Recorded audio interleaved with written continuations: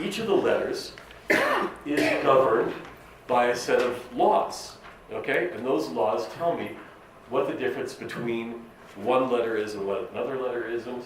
It also tells me if whether or not even if that letter even is legitimately that letter. And that's going to be really, really important because again, I'm not just writing a shopping list, right?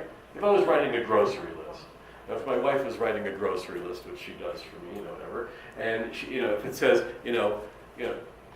get 12 tomatoes, and the T didn't look like a T, it looked more like a P. Okay, so I mean, maybe she meant potatoes instead of tomatoes, right? So like the worst thing that would happen is instead of having a tomato salad, we'd have a potato salad. Not the end of the world, okay? Not the end of the world.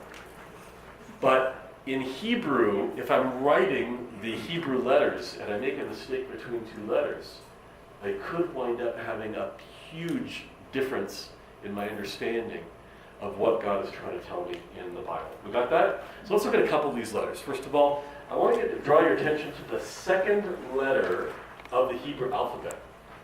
What letter would that be? Bet. Bet. Exactly. Whoops. It looks like this. If you do the look up on the screen, remember we're reading from right to left. And by the way, we have two rows here only because the screen isn't wide enough to have 22 letters going straight across. But okay, so imagine you've got one line, 22 letters straight across. The letter bet is the second letter from the right. Okay, so we have the first letter is Aleph. Okay, that's the one that looks like, for those of you who remember, John Travolta from Saturday Night. What is it called? Saturday. Hear that? Saturday. Yeah, so that's yellow. Bet is the one beside. Let's take a look at that letter bet. It looks something like this. I'm going to draw it really nice and big for us right now.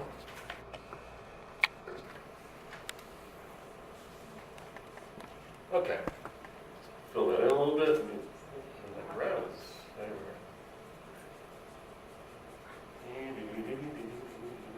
okay, we're just going to start off with this little example here. And you can look at your sheet, you can look up there. Letter bet, it's written like this. In English, it would be like bet. Okay? The letter bet is very interesting because it sounds like bet sounds like bite. You hear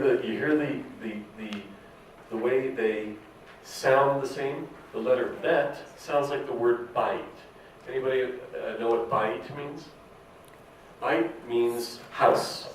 It means a house, which is kind of interesting because what are the most basic elements of a house? Give me some of the core elements that you need at the most basic level. I don't want to talk about air conditioning or Wi-Fi. Okay? You need a floor. A roof. Okay. Roof and walls. You need a floor. And a door. You need someone said a roof? Yeah. Is it a roof? There's your roof, and there's your wall, and someone said a Door. There you go. Definition of a house is bite. So we come up right up from the very get-go, we wind up with a letter that is telling us what is the core definition of a home. And we get this core definition, and it's really kind of interesting. I really like that idea, because then we can start talking a little bit about what is a house? What happens in a home? What happens in this place? What is supposed to happen in this place?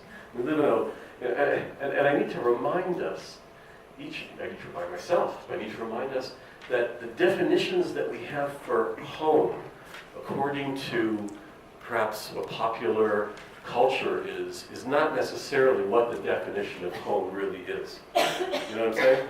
Because our society, which has a lot of, things change in terms of what that definition is. We have to go back. What does a home mean? It's a good question. I'm going to let that question hang in there for a second while I show you another letter, which may just help us come up with a definition. I'm going to draw it first. So let's see if it's a good combination. We'll try this color here. Oh, that's nice.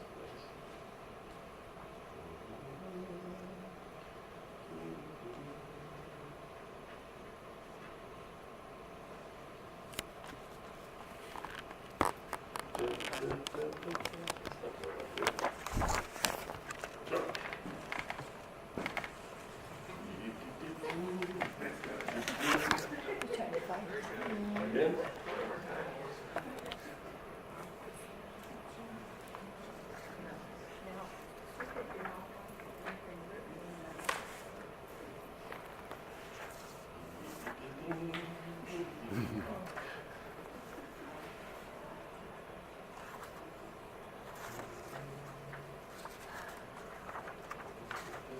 One second. Right.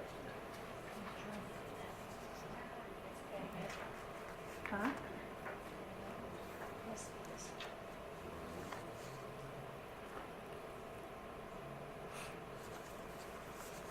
Wow.